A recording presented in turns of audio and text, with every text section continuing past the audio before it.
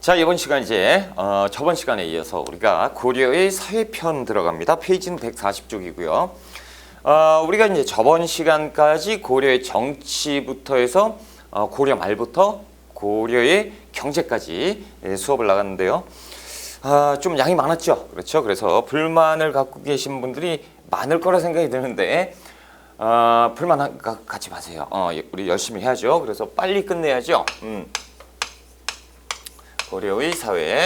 그래서 최대한 강의 수는 줄이고 그래서 여러분들이 이제 한 번에 마스터할 수 있게, 그렇죠? 최대한 빠른 속도로 진행을 하다 보니까 그렇게 됐으니까 좀 이해를 좀 부탁드리고요. 그래도 1시간 안 넘잖아요. 행복해라. 자, 고려의 사회인데요. 고려의 사회 첫 번째 들어가면요. 일단 신분제가 나오죠. 그래서 우리가 이제 신분제를 한번 공부해 보자라는 거죠. 자, 일단 고려의 신분제는 일단 귀족이 있어요. 그렇죠? 귀족이 있고요.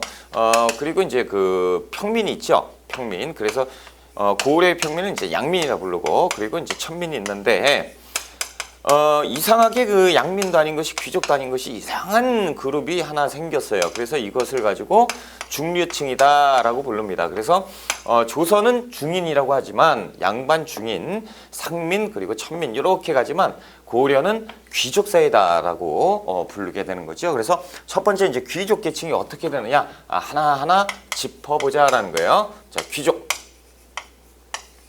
자, 우리가 정치편에서 다들 한번 공부는 다 한 겁니다. 그렇죠? 그래서 귀족이라는 신분 자체가 고려 건국 초, 그러니까 고려를 맨 처음에 만들었을 때 신라 말로 거슬러 가면 누가 됩니까? 지방호족과 육두품이 나라를 만들죠. 그래서 지방호족과 육두품이 나라를 만들고 이들이 이제 중앙으로 집권을 하게 되지요. 그래서 성종 이후에는 이들이 이름을 바꾼다고 했어요. 뭐라고? 문벌귀족이라고 바꾼다고 했습니다. 자, 문벌귀족이라고 바꿨고 그 다음에 이제 이 문벌귀족이 화나게 했지요. 누구를? 무신들을 화나게 했습니다. 그래서 무신 정변이 생겼고 이들이 집권해서 자신들 배를 불렀던 무신 정권이죠. 자, 무신 정권 사이에서 누가 쳐들어옵니까? 원나라. 그렇죠? 몬골이 쳐들어오면서 원과 탁 달라붙어서 원의 입장에서 고려를 이상하게 원 앞잡이 노릇을 했던 친구들이 있었으니 그게 누굽니까? 친원파인 권문세족이죠. 권문세족. 그래서 이 권문세족이 싫다. 그래서 이제 그 왕들, 특히나 이제 공민왕 같은 경우는 누구를 새로 등용을 많이 했죠? 그렇죠. 이들을 견제하기 위한 신진사대부를 등용을 합니다. 그렇죠? 그래서 신진사대부 같은 경우는 이제 성리학 중심으로, 그렇죠? 성리학이 무장이 되어 있는 학자적 관료, 공민왕 때 대거 진출을 하는데 이 신진사대부가 그냥 떡하니 나온 게 아니죠. 신진사대부는 이쪽으로 쓸게요. 자, 이들이 싫어. 그래서 이제 고려 말에 등장을 하는데 중앙 전개에 집권을 하게 되죠. 고려 말에. 그렇죠. 조선 초. 그런데 이들은 그냥 나온 것이 아니고 이들의 뿌리가 있어요. 이들의 뿌리가 누구냐? 이때 당시에 지방호족에서 육두품으로 갔을 때 지방으로 권력 다툼에서 밀렸어요. 그래서 중앙으로 간 친구들은 문벌귀족. 얘들하고 싸우다가 밀려난 세력이 있으니 그것을 지우개가 막 던져져요. 그것을 향리라고 합니다. 향리. 그래서 이 향리들은 지방으로 낙향해서 열심히 공부를 하죠. 그래서 공부를 하다 보니까 지방 세력으로 가게 되고 중앙 세력은 이제 문벌 귀족 세력이 되는 것이죠. 이 향리가 그냥 이대로 이렇게 가느냐? 향리는 결과적으로 제가 말씀을 드리자면 중류층이에요. 근데 이상하죠. 맨 처음에는 이제 귀족 신분이었는데 이상한 관계인데 아무튼 초창기에는 이렇게 변화가 됩니다. 그래서 이 향리는 광종 때 시행인 과거제 있죠. 그래서 과거제가 쭉쭉쭉 가면서 성종 때 문벌귀족 형성되고 이 이후에 열심히 지방에서 공부를 했겠죠. 이들은 배를 채울 때 이들은 공부를 했단 말이죠. 그래서 과거로 문벌귀족이 되기도 하고 그리고 이제 무신집권기 때도 중앙에 일부는 진출하기도 합니다. 문관으로 그렇죠.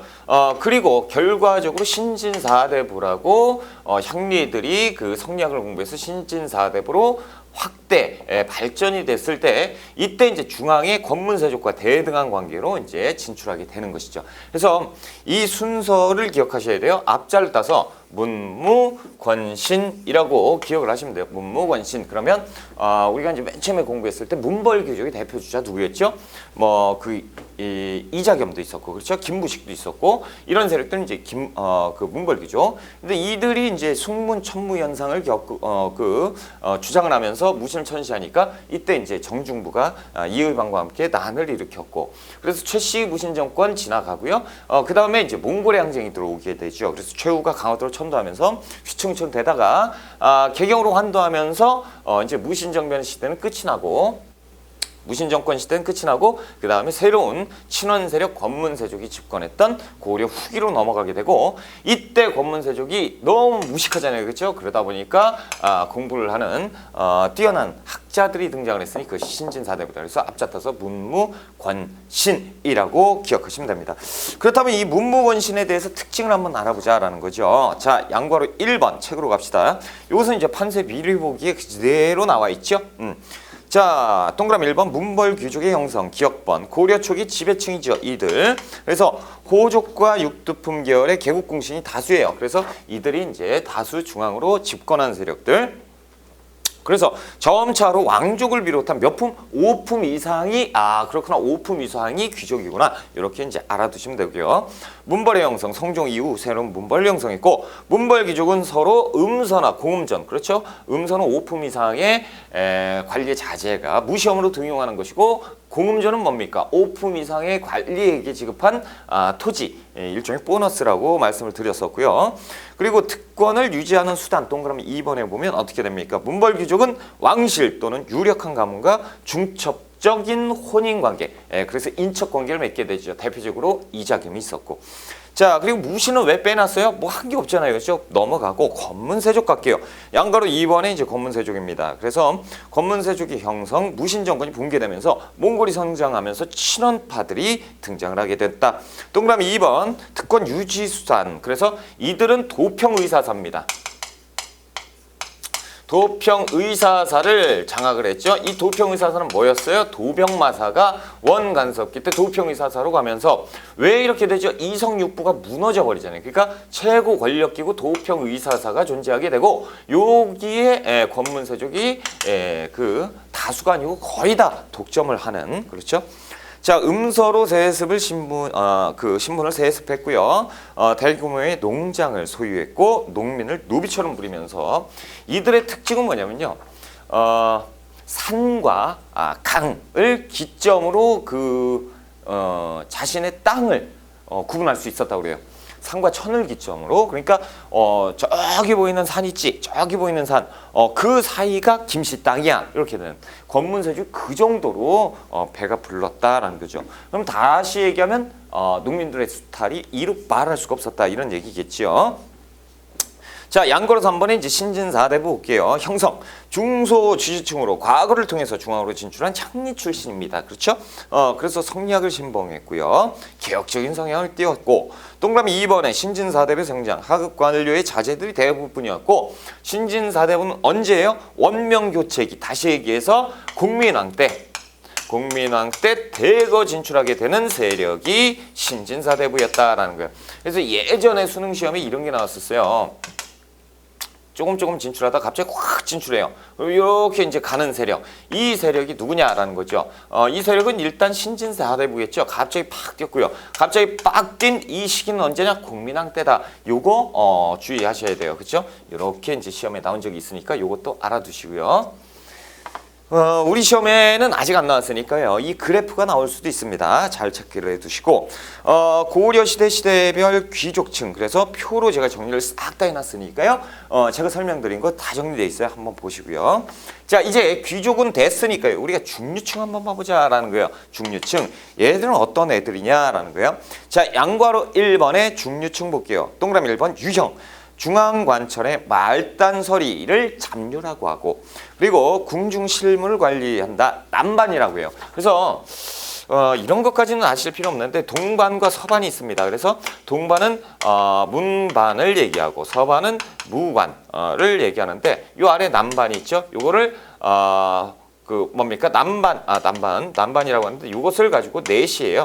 쉽게 얘기해서 내관들, 내시, 이들이 그 남반으로 왕실의 하급 관원 신분이었죠. 이들이 이제 중류층, 고급 관원은 될 수가 없으니까, 그렇죠? 자, 그렇다면 됐다. 지방의 행정 실무를 담당하는 향리입니다. 이 향리라는 애가 뭐냐라는 거죠. 우리가 이제 영화나 드라마를 보면요, 관헌이 나와요. 그래서 이제 그 고을에 사또가 있죠. 사또 수령이라고 하는데 이 사또가요 부임합니다. 그래서 지방관을 부임되면 그 죄인을 가지고 형틀에 묶었죠. 네 죄를 네가 알렸다 그러면 모르겠는데요라고 하면 저거 봐라, 이거 봐라. 누굴 불러요? 이방 예의사또라고 하죠. 이방. 매우 쳐라, 매우 칠합신다 그러면 여기에서 포조리가 빵빵 치는 거, 이 모습 보셨죠? 봤다라는 거지. 보셨을 거라고. 예의사또 하는 이방, 형방 이렇게 있죠. 근데 여기에서 잘못된 게 뭐냐면 이방이 아니죠. 누구한테 시켜야 돼요? 형방한테 시켜야죠. 요건 뭐냐면 우리가 그 고려 이성 6부 있었죠. 이성 6부 보면 이 부가 있고요. 이 부, 경부 이렇게 해서 부가 6개가 있었죠. 자, 여기 형부는 뭐 하는 데죠? 거기는 재판하는 데입니다. 그러니까 형방. 그래서 이 중앙관청에는 이병, 호영, 예공, 부 6개의 부가 있었지만 지방으로 보자면 작게 보자면요. 이 실무를 담당했던 애들이 있었으니 이들이 향리입니다. 이방, 형방. 그러니까 여기도 6개의 방이 있었겠죠. 그렇죠? 그래서 얘들이 하는데 사또가 이제 얘기하죠. 야, 세금 좀 걷어와. 그럼 누가? 호방이 쫓아가지요. 그래서 이가 그 백성한테 가가지고 야, 돈 내놔. 그러면 돈 걷어가지고 사또한테 전해주는. 그렇죠? 이런 관계. 그래서 옆에 딱 있었던 이들을 가지고 향리라고 불러요. 그럼 보자라는 거지. 이 향리라는 애들이요. 지금 이제 고려는 중류층이란 말이에요. 그런데 이 향리라는 애들과 지방관의 차이. 자, 이 지방관은요, 부임이에요. 그러니까 와서 몇 년 있다가 집에 가는 거죠. 근데 얘들은 토착 세력이에요. 그러다 보니까 만약에 얘들이 백성에게 뭐 100만 원 걷어와라 그랬는데 200을 걷어왔어요. 그리고 100만 원을 자기가 착복을 했단 말이죠. 그러면 얘가 열받죠. 그러니까 지방관한테 얘기했어요. 그러면 두드려 맞겠죠. 이놈 자식이 그래서 두드려 맞을 건데 그러면 얘는 일을 갈겠죠. 뭐 네가 찔렀지? 두고 봐. 5년 뒤에 이제 간단 말이에요. 3년이나 5년 뒤에 이제 집에 가면 그때 어떻게 되겠어요? 두드러 패겠죠. 그렇죠? 이런 문제가 있는 거예요. 그렇죠? 그래서 실질적으로 지방의 실무를 담당했던 애들이 지방관보다 백성들이 느끼기에는 권한이 더 큰 것처럼. 그렇죠? 무서운 애들. 지방관보다 이 향리들이 더 무서웠겠죠. 그렇죠? 그리고 이 향리들은요, 초창기에는 귀족 대우를 받았단 말이에요. 그러니까 태조 왕건 같은 경우, 태조 왕건은요, 향리를 극진히 대접합니다. 그래서 궁으로 불러가지고 연회도 베풀고 막 그렇게 했었어요. 그래서 이 태조 왕건이 시행했던 사신건과 기인제도 있었죠. 그거에 적용을 받았었던 애들이 향리였어요. 점차적으로 지방이 이렇게 되면 세월이 지나가면서 중류층으로 신분이 낮아지게 되는 거고. 자, 그렇다면 이제 한번 보세요. 향리가 나왔고요. 그 다음에 하급 장교가 군반이 또 중류층. 그리고 지방의 역을 담당하는 사람 영리입니다. 말을 바꿔주는 스테이션, 그렇죠? 스테이션, 역의 관리가 중류층이었다라는 거죠. 자, 동그라미 2번의 역할 보면 통치체제 하부 구조를 담당했던 애들이에요. 실무, 보통 이제 실무, 그리고 여기에 이제 포함되지 못해서 이제 잡류로, 잡과 있죠. 잡과로 시험 봐가지고 기술관이 되는 애들, 하급관원, 그렇죠? 이들이 이제 중류다라는 거죠. 자, 동그라미 3번 향리인데요. 출신 성분은 호족이에요. 분명히 지방 호족 세력인데 이제 밀려서 이렇게 돼서 지방의 실질적인 지배자가 될 수밖에 없었다라는 거죠. 그러니까 이들은 원래 신분은 뭐 중앙에 있는 귀족과 버금가는 힘을 가진 애들이기 때문에 이런 일이 벌어질 수 있는 거예요. 그렇죠? 백성들이 무서워했다라는 거죠. 초기에는. 자, 그래서 지방의 실질적인 지배자였고 통혼관계나 과거 응시에서 하위 향리와 구분이 된다. 이게 무슨 얘기냐면 이 그 아래 보세요. 향리가 있는데요. 정의에서 고려편에 보면 상층과 하층으로 나뉩니다. 그래서 이 향리가요. 일단 상층 양리는 지금 보세요. 과거 시험을 통해서 어떻게 중앙으로 갔죠. 그럼 얘들이 뭐가 돼요? 귀족이 되잖아요. 와, 중류층인데 귀족이 됐다라는 거죠. 이 상층 양리입니다. 이 상층 양리고 이 하층 양리는 이러지 못하는 애들이에요. 그래서 결국에는 얘들은 이런 거 다 포기하고 뭐 합니까? 실무, 지방의 실무를 담당하는 토착 세력으로 중류로 점차적으로 굳어지게 되는 거죠. 그래서 고려는 상층 양리가 있었고 하층 양리가 있었는데 우리 시험에서는 아직 향리를 이렇게 구분하지도 않고요. 그리고 태조 왕건 때 이렇게 이제 극진이 대접됐다 이런 것도 시험에는 안 나옵니다. 참고적으로 이해를 돕기 위해서 설명을 드린 것이고 만약에 나온다면 이렇게 푸시면 되죠. 그렇죠? 너무 어렵잖아요. 그러니까 그렇게는 안 나오고 그냥 중리였다. 그리고 향리는 신진사대부의 조상, 뿌리였다. 이렇게 보시면 돼요. 자, 특색 보실까요? 외역전을 지급받아요. 그러니까 이 향리는요. 중류층임에도 불구하고 그에 상응하는 대가를 지급받았어요. 외역전, 토지를 받았어요.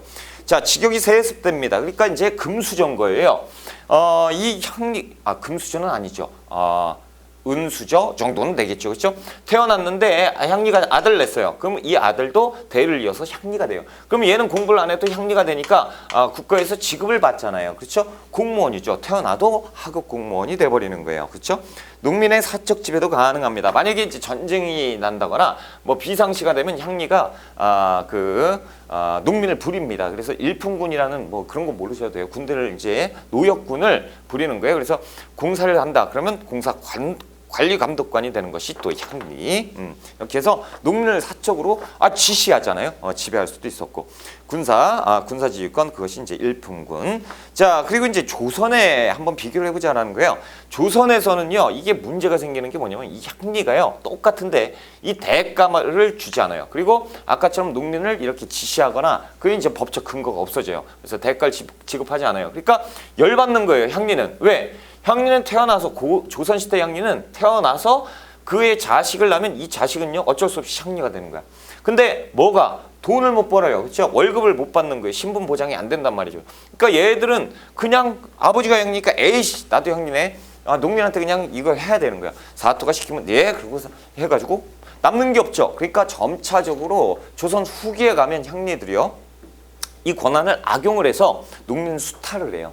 그러니까 100만 원 걷어와 200 딱 해서 100만 원 챙기고 갖다 주고 그러면 나중에 알아도요. 야, 너 이거 너 잘못했지. 너 뇌물 먹었어. 일로 와. 그러면 진짜 같이 좀 먹고 삽시다. 뭐 이런 식으로 가면서 향리가 이제 부패, 조선시대 부패의 원인이 되는 것이 또 향리가 돼요. 아무튼 고려시대 향리는 그런 짓거리를 못하겠죠. 왜냐면 품위 유지해야 되잖아요. 그렇죠? 나는 중류지만 중류에서도 어떻게 보면 최상류 신분인데 어떻게 아리끝하고 똑같이 내가 뇌물 먹고 안 돼. 그래서 조금은 향리가 조금은 품격이 있었던 때가 이제 고려.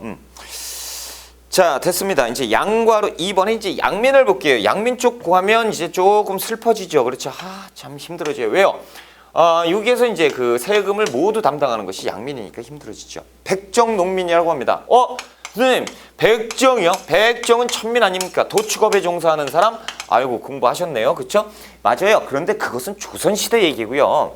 이 백정은 고려시대는 농민이란 뜻입니다. 농민을 백정농민이라고 불러요. 그래서 앞으로는 농민 얘기가 나오면 저는 백정농민 이렇게 말씀을 드릴게요. 자, 백정농민이라고 하면 시대는 고려시대가 나오는 거예요. 이 백정은 더 이상의 일정한 그 세금, 그렇죠? 의무가 없다라고 해서 깨끗한 사람 백정이라는 표현을 쓰게 되는 것이거든요. 그래서 이때 고려시대는 백정농민이라고 불렀고 평민이죠.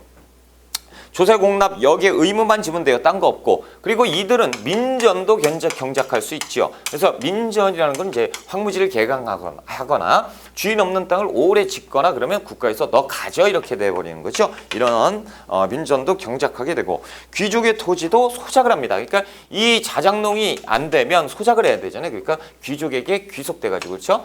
그래서 소작하고 소작료는 2분의 1. 그렇죠? 슬프다라는 힘들다. 과거 응시 자격이 있죠. 법제화됩니다. 그래서 과거 응시 자격은 있으나 실제로는 잡과밖에 못 봐요. 그래서 잡과만 봤었다라는 거. 자, 동그라미 2번에 특수집단이 있죠. 고려시대는 특이하게도 특수집단이 있는데 그것이 향부곡 소입니다. 그래서 향부곡은 농업에 종사했고 소는 수공업에 종사를 했었다라는 거죠. 양인에 비해서 많은 세금을 냈고요. 그렇죠? 슬펐다라는 거주 이전의 자유도 없었고 직업 선택의 자유도 없었고 그렇죠? 우리가 알고 있는 향부곡 소만 있는 것이 아니고 역도 있고 진도 있고 여러 가지 특수집단이 있었다라는 거. 자, 이제 천민인데요. 고려시대 천민은 조금 이상해요. 자, 천민의 대부분은 노비로 규정을 칩시다. 자, 노비는요, 우리가 아는 것처럼 여봐라, 돌쇠 일로 와봐. 그러면 예 마님 그래가지고 이거 쓸고 야 신발 좀 닦고 밥 내와 뭐 이렇게 했던 노비, 그렇죠? 그 노비예요. 그런데 그 노비는요 일부 노비밖에 아니고요. 원래 노비 제도를 좀 공부를 해볼게요. 자, 공노비와 사노비로 나뉩니다. 이것은요 고려부터 조선까지 똑같습니다. 노비 제도는. 그래서 고려에만 제가 설명드리고 이제 넘어가는데 조선에는 그냥 노비 해가지고 툭 치고 그냥 넘어가요. 잘 들으세요. 자, 공노비와 사노비가 있습니다. 이것은 뭐냐면 소유주, 주인에 따라서 주인이 국가잖아요. 국가. 그러니까 국가에는 뭐 관청도 포함되죠. 국가나 관청. 여기가 주인인 노비, 공노비고요. 사노비는 이제 개인이죠. 개인. 그래서 사사오를 사자를 쓰잖아요. 그래서 공노비와 사노비 이렇게 나뉘고요. 공노비는요 이병노비가 있습니다. 이병노비가 있고요. 그리고 외거노비가 있어요. 사노비도 외거노비가 있고요. 솔거노비가 있습니다. 자, 보세요. 이병노비는 뭐냐면요. 그 관청에 소속돼서 관청에서 입고 자고 먹고 싸고 그러니까 모든 일을 관청에 소속돼서 관청이 그냥 집인 거예요. 그렇죠? 이렇게 생활하는 이병노비가 있어요. 그래서 이병노비 같은 경우는 또 일정한 그 대가도 받았어요. 자, 그리고 이제 외거노비 외거노비는요 조금 우리가 이해하기 힘들어요. 왜냐하면 밖에 나가서 삽니다. 그래서 국가에서 너는 좀 잘했으니까 밖에 나가서 지내라 라고 허락을 내준 거예요. 그래서 밖에 나가서 지낼 수가 있는 노비가 있었고 사노비도 역시 밖에 나가서 살 수 있는 노비가 있어요. 그래서 주인이 너 밖에 나가서 살아. 너 착하니까 도망칠 우려가 없어. 그러니까 밖에 나가서 살아. 이런 노비가 있었고요. 이 보통 우리가 알고 있는 노비는 솔거노비, 사노비의 솔거노비를 알고 있는 거예요. 그래서 개인 집, 그 주인 집에서 같이 살면서 죽을 때까지 노비로 사는 사람들 솔거노비라고 하죠. 그래서 솔거노비가 우리가 특히 잘 아는 익숙한 노비들, 그렇죠? 그러니까 이 네 개의 노비 중에 특이한 한 개의 노비만 우리가 알았던 거죠. 그렇죠? 근데 외거노비라는 게 있었다라는 거예요.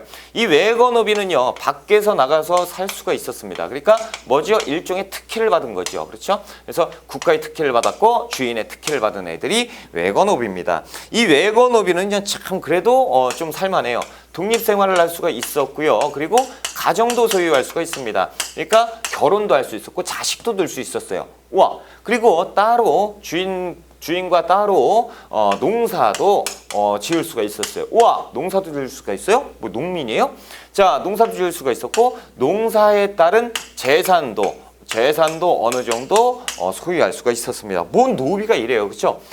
그리고 또 노비도 소유할 수가 있습니다. 재산이 있으니까 노비가 노비를 사요. 그러니까 이 노비는 아주 그냥 최상노비죠. 노비의 주인이 노비야. 그러면 이 주인이요, 이 노비를 팔면 노비 딸려 팔리네. 하여튼 참 하여튼 불쌍한 노비다. 아주 그냥 상노비. 그렇죠? 이 노비가 있고요.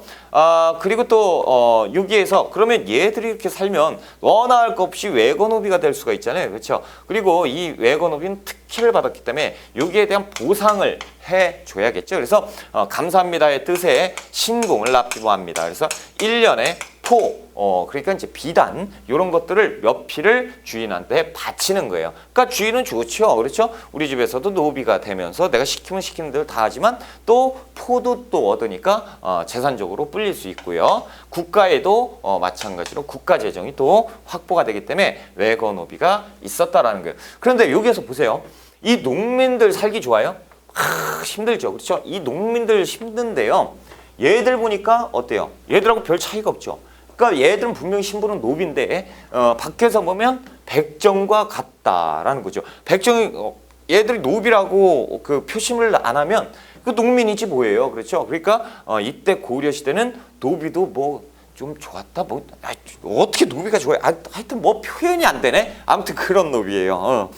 자, 신분은 천민이지만 외형상 노비와 비슷했다라는 거예요. 자, 이제 그 책으로 봅시다. 3번의 천민인데요. 천민층의 유형 최하층 신분인데 양거로 2번 노비죠. 공노비. 예, 그리고 이병노비가 있고 외거노비가 있는데 위병노비는 군중과 중앙관청, 지방관하에서 자벽에 종사하면서 급료를 또 받았다라는 거예요. 외거노비, 지방에 거주하면서 농업에 종사하는 노비입니다. 그렇죠? 농업으로 또 수입을 확보하기도 했고.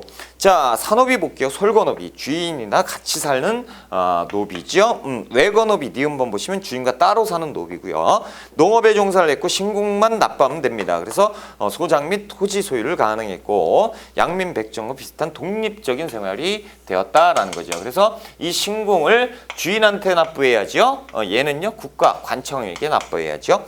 됐습니다. 자, 그렇다면 지금 보면 이 고려의 사회가요. 노비의 수가 많을까요, 적을까요? 일단 결론적으로 노비의 수가 많아집니다. 왜 그러냐면 이 노비라는 신분 자체가요. 법으로 이렇게 돼 있어요. 일천즉천. 일천즉천이라는 제도에 의해서 신분이 결정됩니다. 자, 아버지가 있지요? 어머니가 있어요. 자, 여러분 여기에서 또 하나 상식. 우리가 노비라고 하잖아요. 노비입니다. 그러니까 원래 노예인데 남자 노예를 노라고 하고 여자 노예를 노비라고 해요. 그러니까 이제 합해서 노비라고 하는 거야. 근데 우리는 그냥 편의상 이거 구분하지 않고 그냥 노비라고 할게요. 여자 노비, 남자 노비 혹은 여자 노예, 남자 노예. 그러니까 오해하지 마시고 설명해 드렸어요. 그렇죠? 우리 선생님은 그것도 몰라. 막 그러지 마세요. 나중에는 제가 편의상 그렇게 하는 거니까. 그렇죠? 자, 모하고 부가 평민이에요. 백정 그래요? 농민이라고 쓸게요. 농민, 양민이죠? 근데 어머니가 노비입니다. 노예예요. 이렇게 됐을 때 자식을 낳았는데 얘의 신분이 뭘까요? 모르겠죠? 한쪽이 천하면 즉시 천하입니다. 한쪽이 천하죠? 즉시 천해요. 그러면 이건 천민이 되는 거예요. 자, 보세요. 아버지가 천민이에요. 어머니가 양민입니다. 그럼 어떻게 해요? 일천즉천에 의해서 천민 따라가는 천민 되는 거예요. 그러니까 이 고려 시대는요. 이 일천즉천에 의해서 노비의 수가 급증하게 됩니다. 이것이 이제 사회 문제가 되는데 또 하나 사회 문제가 뭐냐면 좋다 이거죠. 자, 어머니도 아버지도 둘 다 천민이에요. 천민이 됐어요. 이거는 뭐 그냥 천민이니까 천민이겠지. 노비가 됐어요. 자, 노비의 주인이 있죠. A라는 주인이 있고 어머니의 주인이 있어요. 딱 A, B. 그러면 얘 자식의 소유주는 누가 될까요? A가 될까요? B가 될까요? 모르겠다라는 거지. 그러면 솔로몬의 선택. 관을 잘라. 야, 찢어. 야, 안 되잖아요. 그렇죠? 그러니까 어떻게 돼요? 이때 너무 이제 노비 수가 많아지니까 이런 문제가 생겨. 그러니까 이때는 어떻게 되냐면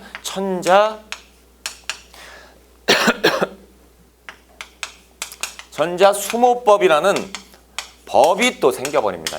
말 그대로 천한 자식은 어머니의 소유주에 귀속되는 법이에요. 그러니까 이 자식은 B의 자식이 B의 소유가 되는 것이죠. 이렇게 돼요.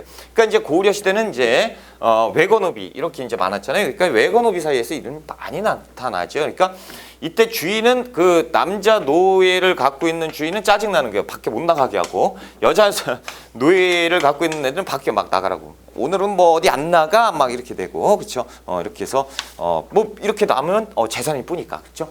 아무튼 이런 제도가 있었다라는 것이 고려 사회예요. 그래서 이 고려의 사회에서 그 특징적인 것이 귀족은요. 시험 잘 나오겠죠. 문무권신 정치하고 연관시켜서 여길 가라고 놓든가 여길 가라고 놓든가 혹은 여길 가라고 놓고 이런 그림을 내가지고 가신분 혹은 가나 뭐 다라 해가지고 가나다라에 대한 설명 쫙 해가지고 풀어라. 옳지 않은 거 옳은 거 이런 문제로 이제 출제가 될 수가 있고요. 혹은 대화로 그렇죠. 그래서 대화에서 A라는 사람, B라는 사람 가나 이렇게 놓고 풀어라 이렇게 나오는 경우가 있고요. 그리고 중류층 같은 경우는 이제 이 향리에 대해서 공부를 좀 하실 필요가 있죠. 양민은 또 백정 농민이고 특이한 향부곡 소민이 있었죠. 이들은 분명히 신분은 양인이에요. 그렇죠. 양인 신분인데 어떻게 됐다? 대접은 되게 안 좋았다. 천민 대접을 받아버렸다라는 거죠. 그리고 천민 노비입니다. 그래서 우리 고려 시대는 특이하게 노비가 엄청 많이 잘 나와요. 노비가 이상하잖아요. 특이한 뭐 노비가 있는데 주인이 또 노비 뭐 이런 하여튼 이상한 제도가 있기 때문에 신기하죠. 그래서 시험 문제 많이 나옵니다. 그래서 고려 쪽은 노비 쪽에 조금 중심을 두고 공부를 하시고요. 조선 쪽에 노비는 거의 안 나와요. 왜냐하면 고려에서 내버리거든요. 자, 이제 그 2번에 큰 2번에 고려의 사회제도로 갈게요. 자, 1번 사회정책과 사회제도입니다. 그래서 양고로 1번에 국가정책. 자, 고려, 조선 마찬가지고요. 무조건 다 무엇을 중시합니까? 농업을 중시하죠. 그래서 농업 중심의 사회예요. 그러니까 국가에서 농업을 장려할 수밖에 없다. 이른바 중농정책을 취하죠. 자, 국가 농번기의 자벽을 면제하고요. 자연재해 시 또 세금을 또 감면해주고 고리대 이자율 법적으로 제한하고 이 이상 되면 안 되죠. 그리고 건농정책, 농사를 권하는 정책 이런 정책들을 하고요. 자, 양거리 2번에 사회제도가 있습니다. 의창, 상평창이 있는데 의창의 전신이 뭐였죠? 태조 왕건이 만들었던 흑창. 그렇죠? 이것이 성종 때 가면 의창으로 바뀌죠. 자, 평시에 국문을 비치했다 흉년의 비밀을 구제했던 의창. 자, 상평창은 뭡니까? 물가 안정기구라고 했죠. 상평창. 그래서 이제 개경, 서경 12목에 특별히 딱 설치했습니다. 이 문구가 선택지로 딱 한 번 나왔어요. 그러니까 뭐 이 문구가 이제 또 나오기는 힘들어요. 딱 한 번 나왔으니까. 두세 번 나왔으면 좀 기억해 놓으세요. 그러겠는데. 자, 동그라미 3번에 의료 구제 기관이에요. 그래서 가난한 백성이 의료 혜택을 받도록 개경에 동서대비원 그리고 그 아래 보면 해민국을 두었는데요. 동서대비 원자 동그라미 치면 병원이에요. 그러니까 빈민구제, 그렇죠? 빈민 환자들 불쌍한 환자들 병 치료를 해주는데 병원 동서대비원이 있었고 해민국은 국의 동그라미 치면 약국이에요. 그렇죠? 약재 주는데 빈민들의 약재를 담당했고요. 동그라미 4번 재난구제인데요. 구제도감, 구급도감이 있습니다. 이건 뭐냐면요. 갑자기 이제 홍수가 나요. 지금도 마찬가지. 홍수가 나면 ARS 딱 뜨죠. 그래서 070 땡땡땡땡 나오죠. 그러면 거기 하면 1,000원씩 막 되잖아요. 그렇죠? 이런 겁니다. 갑자기 국가의 재난 사태가 벌어지면 국가에서 구제도감이나 구급도감 이런 것들을 설치해가지고 그 이재민을 돕는 거죠. 이런 것들이 이제 있었다라는 거. 자, 2번에 법률과 풍속이 있어요. 법률, 중국의 당뇨를 기본으로 합니다. 당나라의 법이죠. 당뇨를 기본으로 하는데 이걸 하다 보니까 우리나라에 이게 맞지가 않아요. 그렇죠? 그래서 대부분은 관습법을 적용을 했습니다. 관습법은 뭐예요? 그 조상 대대로 전해져 내려오는 거죠. 우리 할아버지 때도 그랬고 그 할아버지 때도 있는데 예전하고는 조금 법이 바뀌었어 라고 하는 거고 대부분 누가 재판을 하죠? 지방관이 재판을 해요. 그래서 지방관이 재량적으로 재판을 했던 것이 고려시대 법이었다라는 거예요. 조선시대 가면요. 법을 새로 규정을 줘버리죠. 그래서 조선에 대법전이 있었으니 그것이 경국대전인데 고려는 그런 게 조금 빈약하다라는 거예요. 자, 양거리 2번에 보시면 심판 및 형벌인데 동그라미 1번 심판 누가? 지방관이 재량권을 행사하지요. 그래서 재량을 행사해서 대부분 그 동네의 법을 따랐습니다. 대신 이제 반역이나 부려 이런 것은 엄중히 보통 막 죽여버렸어요. 막 무기징역 때려버리고 막 그랬다라는 거. 자, 형벌의 면제 규정이 존재합니다. 사형은 3심제예요. 그래서 사형만은 목숨을 중요시하잖아요. 그래서 3번 재판하는 3심제가 있었고요. 형벌의 종류는 태, 장, 도, 유, 사 라고 해서 몇 개예요? 형벌이 5개입니다. 그래서 5형벌이에요. 5형. 이렇게 돼 있는데 지방관이 재판할 수 있는 것은 태장도까지고 유사는 보세요. 태형, 장형, 도형, 유형, 사형이 있거든요.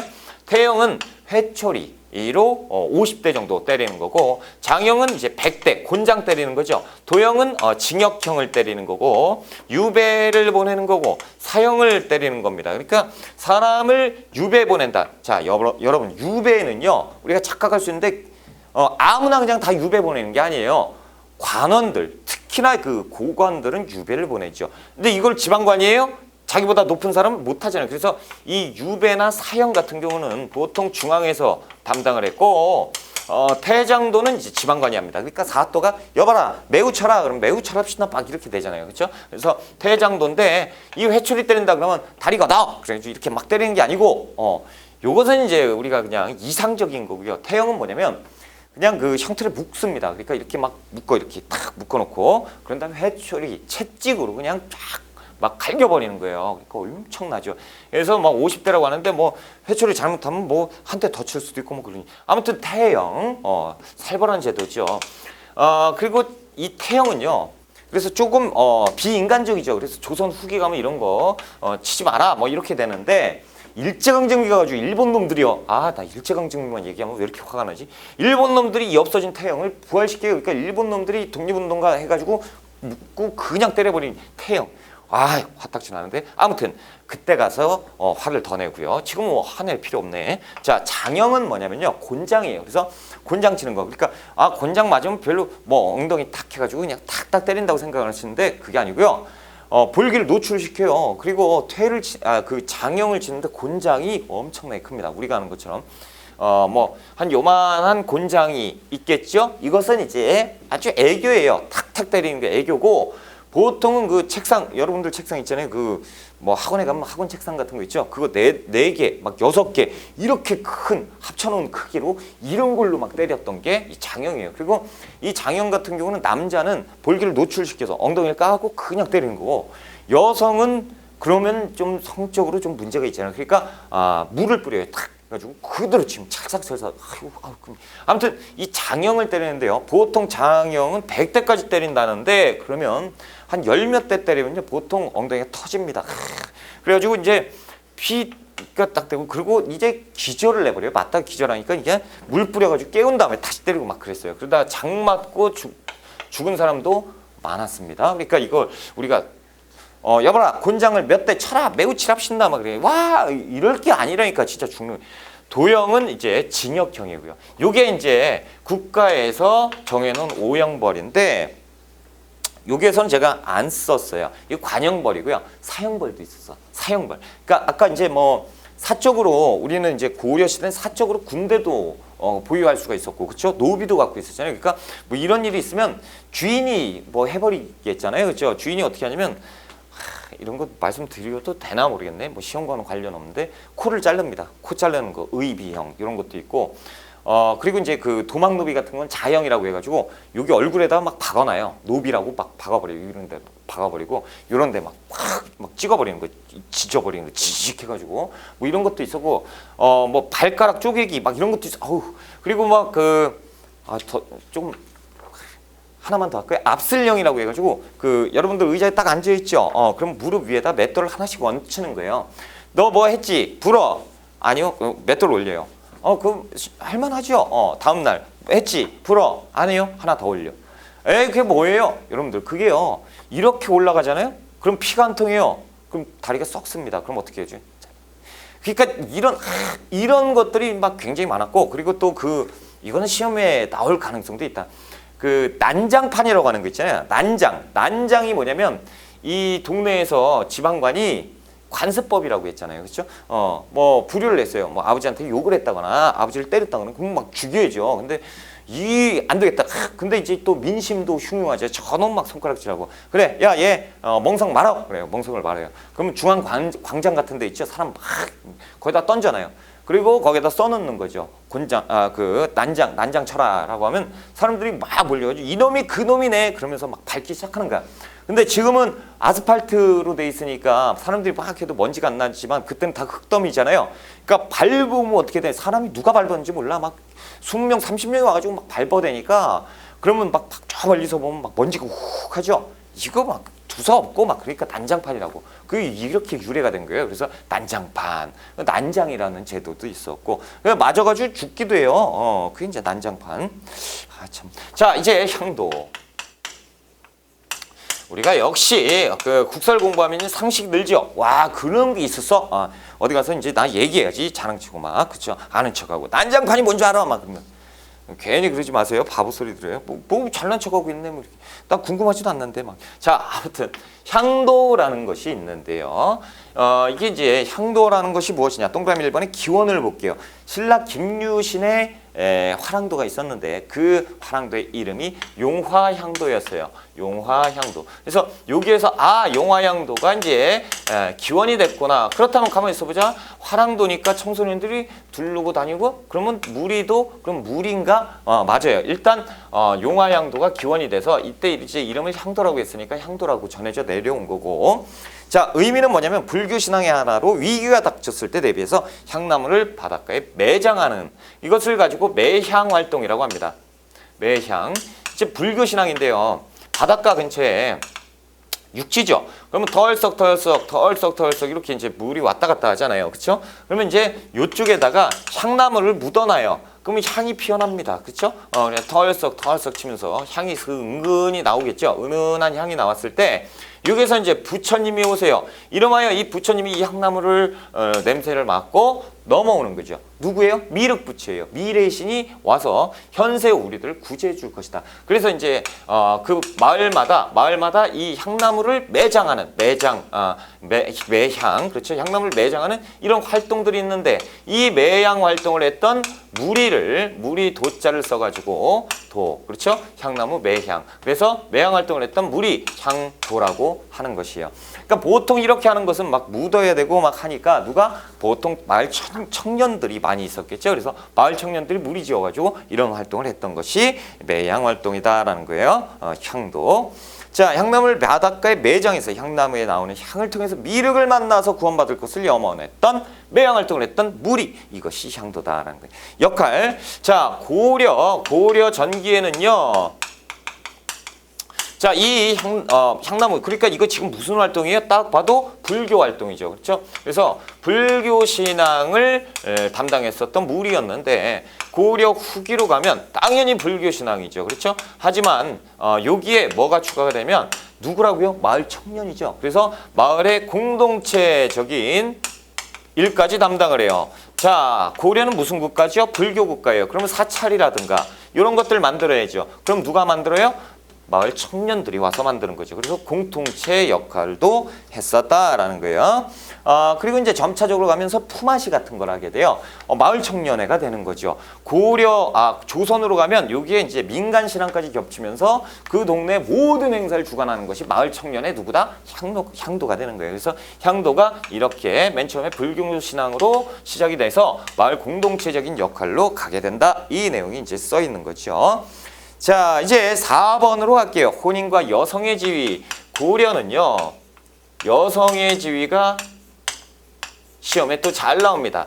자, 고려의 여성 어땠을까? 일단 결과적으로는요, 남녀 평등 사회입니다. 그래서 남녀 평등 사회라고 해서 예전에 제가 이제 수업을 했을 때 여성이 남성보다 조금 신분이 좋았다 이렇게 얘기를 했거든요. 생각해보니까 아닌 것 같아요. 뭐냐면 지금하고 똑같다라고 보시면 됩니다. 남자와 여자가 그 사회적 신분이 똑같죠. 지금 뭐 어디 여성이 그러면 여자가 어디 하는지 혼나요. 그렇죠? 저 이렇게 얘기했다가는 저 우리 와이프한테 쫓겨나죠. 그렇죠? 지금 여성이 더 신분이 높아요. 제가 볼 때 우리 집 신분은 여성이 더 높다. 뭐 이런 건데 아무튼 자, 남녀 평등 사회가 고려 시대입니다. 그래서 고려 시대는 남녀 평등이고요.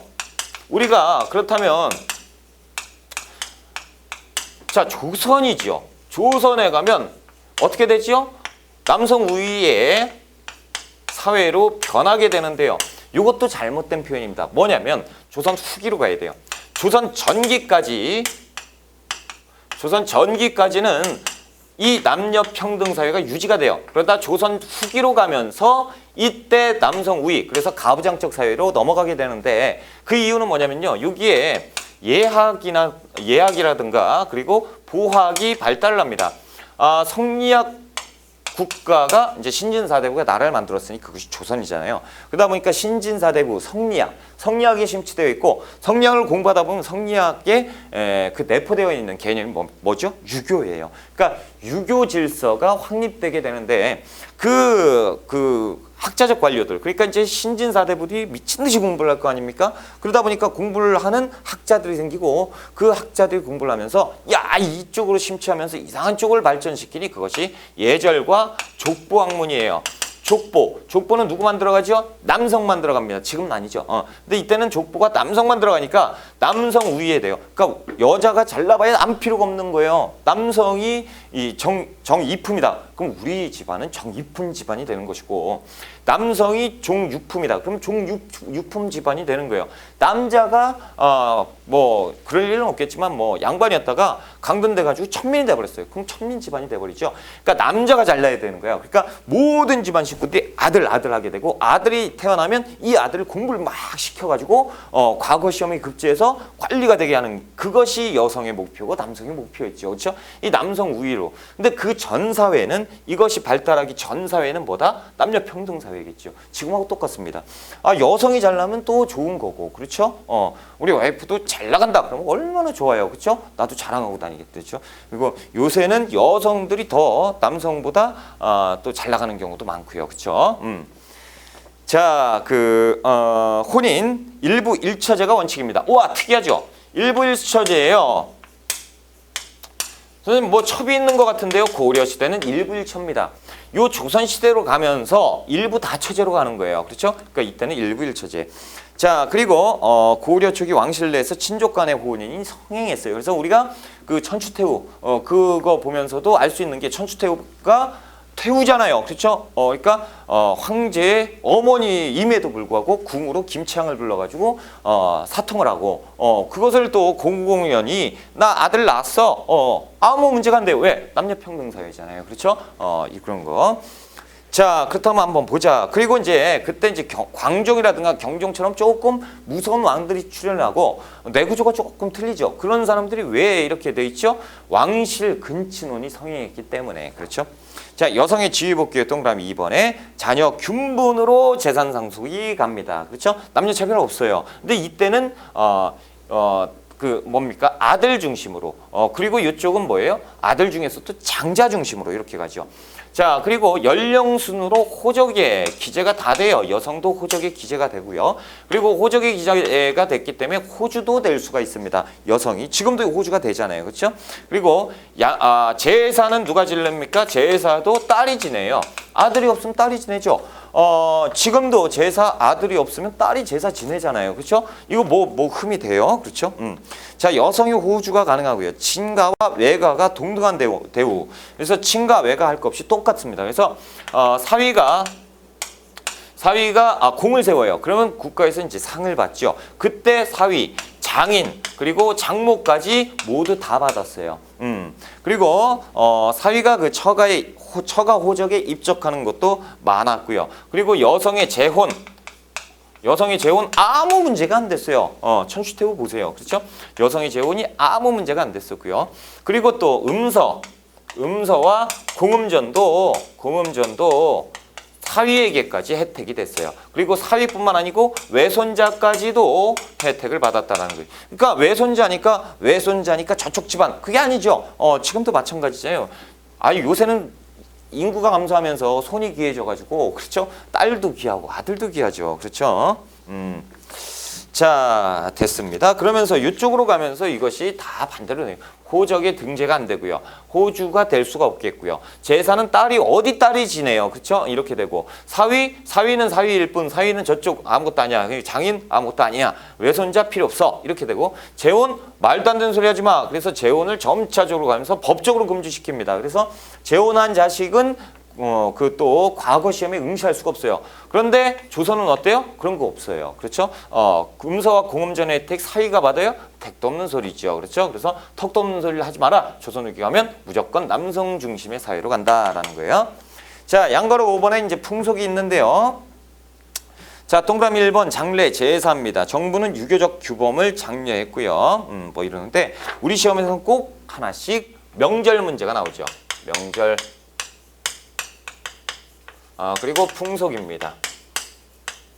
자, 여러분, 제가 이 한국사 능력검정 시험만 몇 회 정도 했을까? 거의 지금 30회는 좀 거짓말이고요. 한 25회 정도는 제가 강의를 했어요. 그러니까 엄청나게 오래 강의를 하다 보니까 이 명절이 계속 나오는데 특징을 잡았습니다. 뭐냐면 만약에 우리가 1월 달에 시험을 본다라고 하죠. 그러면 시험에 뭐 나올 거예요? 설날 나와요. 그리고 또 뭐 나와요? 대보름 이런 것들이 시험에 나올 거고요. 그리고 1월 이전에 있었던 12월도 있죠. 12월이 뭐 있어요? 동지 있고요. 그렇죠? 뭐 이렇게 돼 있어요. 그래서 시험 접수하는 때 있죠. 시험 접수부터 시험 당일까지.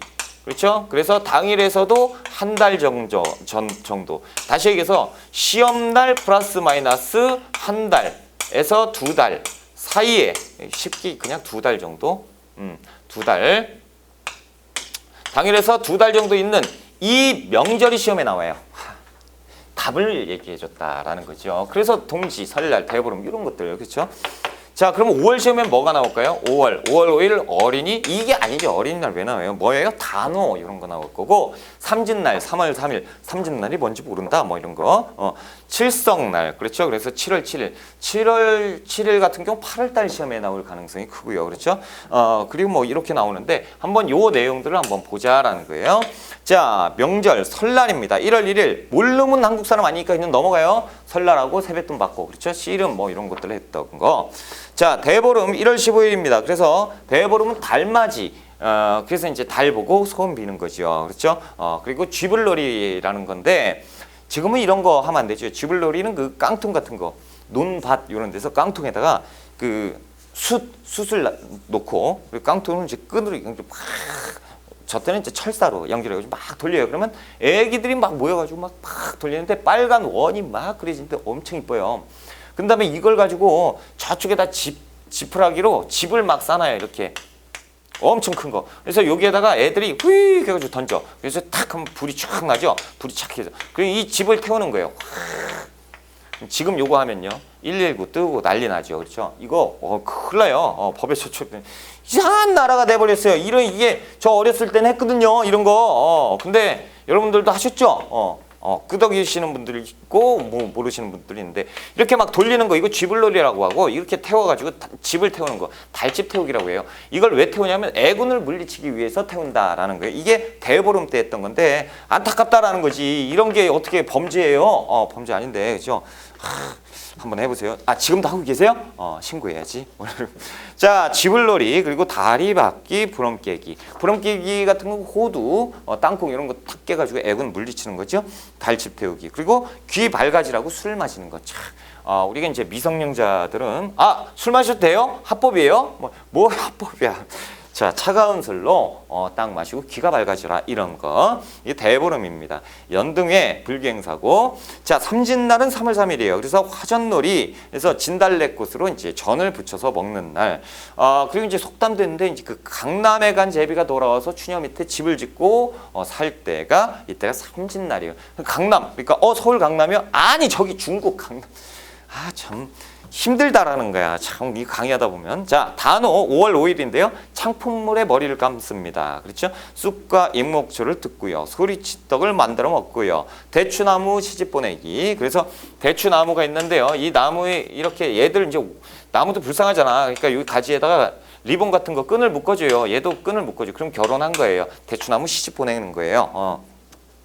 그네뛰기, 격구, 씨름 이런 거. 석전 이것도 참 기가 막힌 건데요. 동네 마을 청년들이요. A 마을 청년들을 이게 다 모여요. B 마을 청년들이 다 모입니다. 그래서 돌멩이 하나씩을 잡고요. 던지기 시작해요. 유이 땅 그럼 막 던져. 막 피 흘리고 막 그래서 얘들이 이제 아프니까 도망가고 그러면 남아있는 애는 이겼다라고 하는 것이 석전이에요. 살벌하죠. 이 그림이 시험 문제 나왔습니다. 이거 뭐가 살벌해요? 이거 우리 민족 명설이에요. 이거 부활시킬까요? 지금 부활시키면 난리 납니다. 막 소송 막 들어가고 막 여기 막 그렇죠? 뭐 이렇게 됐을까? 근데 이제 석전이라는 것도 참 민족 명설이니까 이제 알아두시고요. 유드라고 6월 6일이 있었고, 자, 그 7월성 날, 7월 7일이죠. 그래서 견우와 직녀가 만나는 날이잖아요. 그렇죠? 그래서 비가 내리는 날, 칠성맞이. 구주라고요. 밭제를 지냅니다. 밭에 제사를 지내고, 그리고 별을 보면서 글을 짓고, 그리고 여성들은 그 하늘을 보면서 별을 보면서 빌어요. 바느질 솜씨를 늘게 해주세요. 그러면서 비는 것, 이것이 이제 걸교제 이런 거. 한가위는 이제 8월 15일인데 차례 성묘 민족놀이 그렇죠. 그리고 송편 먹고요. 그렇죠. 토란국도 먹고요. 그리고 닭찜도 먹는 날이 한가위예요. 한가위 시험 잘 나오죠. 그리고 이제 동지 양력으로 12월 22일이고 밤이 가장 긴 날이 동지죠. 그래서 낮이 가장 짧은 날. 그래서 이제 팥죽 먹는 거죠. 그래서 귀신 이제 물리치는 거죠. 팥죽 먹고 팥 막 뿌리고 막 이렇게 하는 날이 동짓날. 그렇죠? 자, 한식은요. 동지 다음에 105일째 된 날인데 이 찬 음식 먹기 그리고 한식이잖아요. 그렇죠? 그리고 차례 성모하기 뭐 이렇게 돼 있는데 한식도 시험 문제 잘 나옵니다. 그래서 이제 체크를 잘 해 두시고요. 자, 이렇게 하고요. 제가 이제 이걸 또 찍어 드려야지. 자, 보세요. 태장도 유사 오형벌이 있었다. 이것만 아시면 되고 뭐 아까 뭐 코를 잘라내 뭐 발을 쪼개내 그런 거 다 잊어버리세요. 자, 그리고 향도는 꼭 외우셔야 됩니다. 이 향도는 꼭 나옵니다. 시험 문제, 시험 4번 보면 2번 이상 꼭 나오는 게 향도예요. 꼭 알아두시고요. 이 여성, 요거는 4번 시험 보잖아요. 그러면 꼭 4번 보면 3번 이상 출제가 돼요. 그래서 보통 고려와 조선을 묻는 문제. 그래서 고려는 남녀 평등이다. 그리고 조선은 가부장적 사회다. 요 차이를 묻는 문제가 꼭 출제가 됩니다. 그래서 보기는 보통 이게 4개 나오고 요게 하나 나와서 아닌 것, 옳은 것, 이렇게 찾는 것, 이런 것들이 이제 시험 문제 나오고요. 이 명절에서는 제가 이제 말씀드린 이 포인트를 잡으셔야 되고, 그리고 이제 포인트 잡으셨다고 해도 명절에서 체크를 해놓을게요. 대보름 체크하시고, 그리고 삼진날 체크하시고, 단오, 그리고 칠석, 한가위, 그리고 동지, 한식 반드시 기억하셔야 돼요. 팔관회를 안 했구나. 팔관회는 이제 국가의 대행사죠. 그래서 국가 불교 행사인데 국가의 왕실의 태평을 기원하고 불교, 도교, 민간 신앙까지 그 융합한 어우러진 행사였고, 이때는 이제 국가적인 행사이기 때문에 여진 그리고 일본 상인들도 선물 꾸러미 들고 막 왔어요. 그래서 보통 한 3일 정도 이렇게 축제를 열었던 것이 팔관회입니다. 그래서 태조는 후녀 10조에서 강조를 했었고, 성종 때 그 최성로가 좀 감경해야 됩니다라고 했더니 폐지시켜버렸죠. 그래서 현종 때 다시 부활되었다. 이것이 팔관회였다. 자, 이렇게 해서 조금 길었는데요. 사회편 이제 마무리 짓고요. 우리가 조금 쉬었다가 문화편으로 들어갈게요.